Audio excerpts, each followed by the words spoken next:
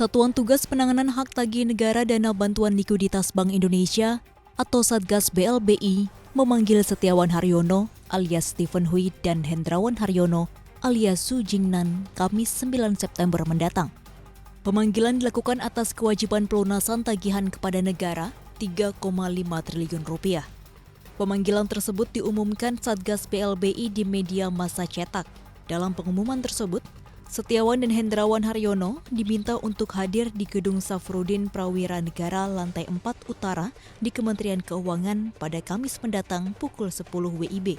Pada tagihan dana BLBI, Setiawan dan Hendrawan Haryono merupakan eks pemegang saham dan anggota Dewan Direksi PT Bank Asia Pasifik alias ASPAK. Setiawan pernah menjabat sebagai Direktur Utama dan Hendrawan sebagai wakilnya di Bank ASPAK. Satgas BLBI menyatakan bila obligator atau debitur yang dipanggil tidak memenuhi kewajiban penyelesaian hak tagih negara, maka akan dilakukan tindakan. Setiawan dan Hendrawan Haryono bukan orang pertama yang dipanggil Satgas BLBI. Sebelumnya Satgas juga sudah memanggil sejumlah obligor BLBI mulai dari Tommy Soeharto, Roni Hendrarto hingga Kaharudin Ongko.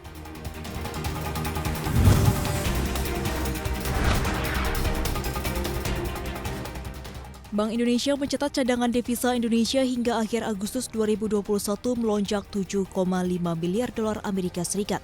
Jumlah ini meningkat 5,4% secara bulanan menjadi 144,8 miliar dolar Amerika. Lonjakan cadangan devisa ini terjadi di saat penguatnya rencana tapering oleh Bank Sentral Amerika Serikat, The Fed. Dengan tambahan ini, posisi cadangan devisa Indonesia bertambah kuat lantaran setara dengan pembiayaan 9,1 bulan impor atau 8,7 bulan impor dan pembayaran utang luar negeri pemerintah. Jumlah ini juga jauh di atas standar kecukupan internasional sekitar 3 bulan impor. Bank Indonesia menyebut peningkatan cadangan devisa disebabkan adanya tambahan alokasi special drawing rights dari IMF sebesar 4,46 miliar atau setara dengan 6,31 miliar dolar Amerika Serikat sebagai dukungan atas penanganan pandemi COVID-19.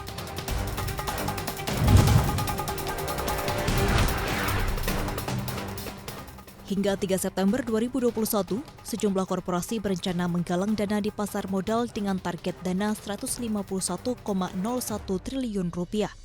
Direktur Penilaian Perusahaan Bursa Efek Indonesia, Igede Nyoman Yatna Setia menyatakan, otoritas bursa mendata 30 perusahaan bersiap menggelar initial public offering dengan target penggalangan dana IPO 9,6 triliun rupiah dan akan listing di BEI sebelum akhir 2021. Kemudian BEI pun mencatat, ada rencana penerbitan surat utang dari 17 korporasi dengan target dana maksimum 24,84 triliun rupiah dan 44 perusahaan pun bersiap menggelar right issue dengan membidik perolehan dana 116,57 triliun rupiah. Perihal rencana penggalangan dana jumbo tersebut, Nyoman menekankan BEI menyambut animo dari para korporasi masih memilih mencari dana di pasar modal.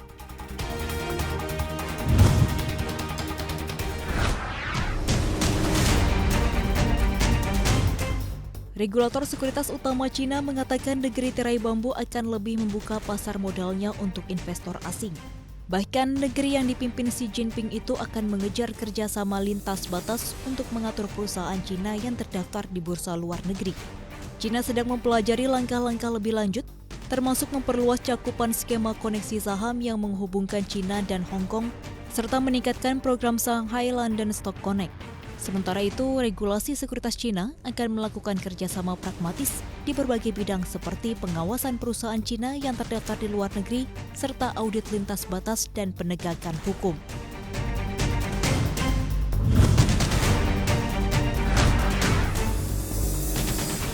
Pada 7 September 2021, El Salvador menjadi negara pertama di dunia yang mengakui Bitcoin sebagai alat pembayaran yang sah.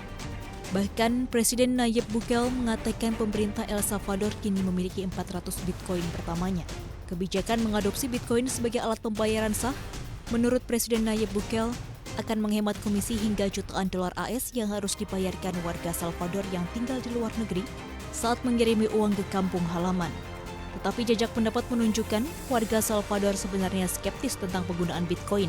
Banyak di antara warga yang waspada terhadap volatilitas aset kripto yang menurut para kritikus dapat meningkatkan risiko peraturan dan keuangan bagi lembaga keuangan. Di sisi lain, Dana Moneter Internasional atau IMF menyatakan aset kripto yang diterbitkan secara pribadi seperti Bitcoin memiliki risiko besar.